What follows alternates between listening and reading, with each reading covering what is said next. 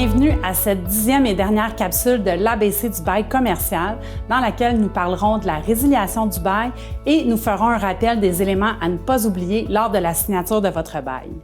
Parlons d'abord des cas d'ouverture à des demandes de résiliation. Pour les bénéfices de la présente capsule et la limite de temps que nous avons, je ne serai pas en mesure d'aborder les demandes en dommages-intérêts qui peuvent accompagner des demandes de résiliation.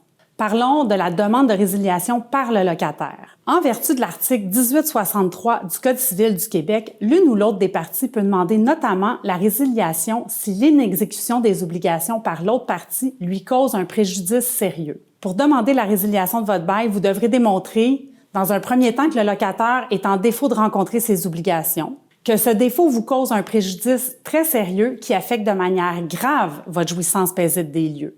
Nous avons d'ailleurs plus amplement décrit à la capsule 9 ce qui constitue une jouissance paisible. Attention toutefois parce que vous pourriez avoir renoncé dans votre bail à certains droits qui sont prévus au Code civil du Québec et qui peuvent limiter certaines de vos démarches en résiliation de bail. Dans certains cas extrêmes, lorsque les lieux loués sont devenus impropres, dangereux, insalubres et qui ne permettent pas un usage pour lequel les lieux loués étaient destinés, le locataire pourrait abandonner les lieux après avoir mis le bailleur en demeure. Avant d'envisager cette possibilité, je vous suggère de consulter un professionnel avant de vous avancer dans de telles démarches. Parlons maintenant de la résiliation par le locataire.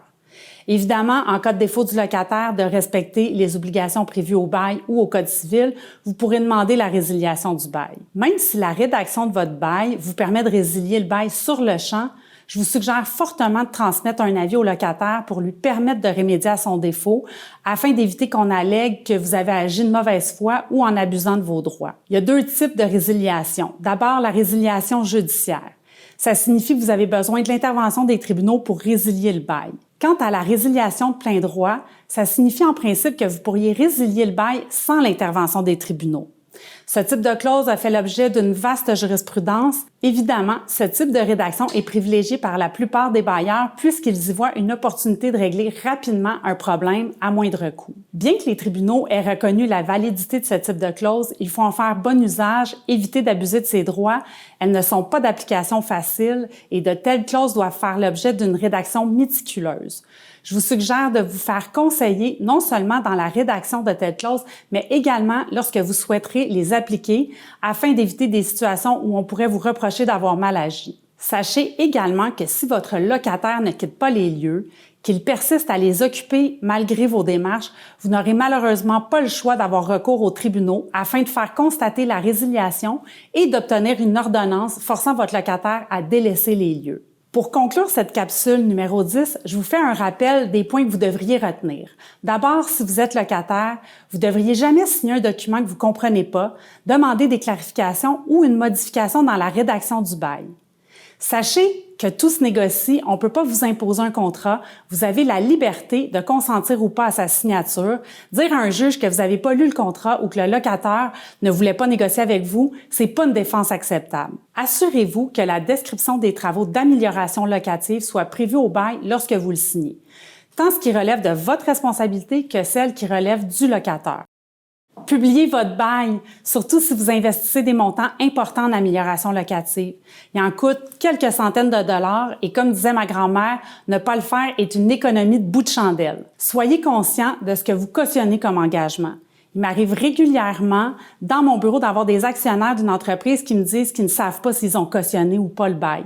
Si vous cautionnez, sachez-le et négociez le montant et la période de la caution. À la signature de votre bail, réfléchissez à l'usage des lieux que vous souhaitez faire ainsi que l'usage projeté.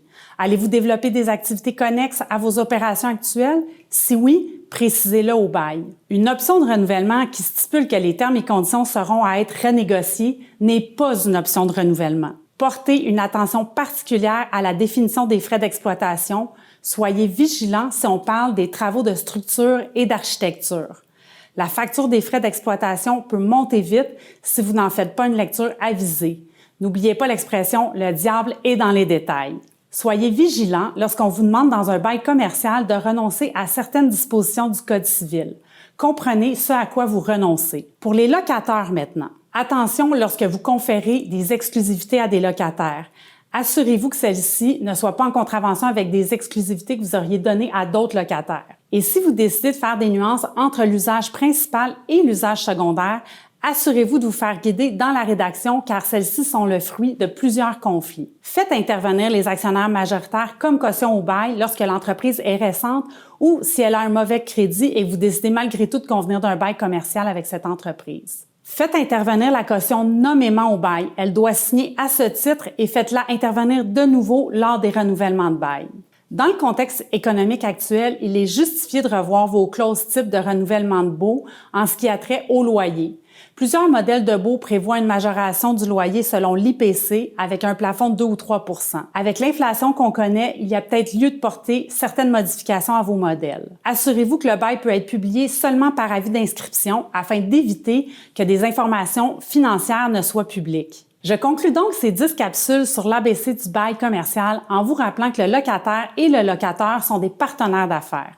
En effet, si comme locataire, votre locataire ne va pas bien financièrement, il est fort à parier qu'éventuellement le loyer que vous devez percevoir sera possiblement amputé. Les parties ont toujours avantage à collaborer plutôt que d'adopter la voie de la judiciarisation de leur rapport d'affaires.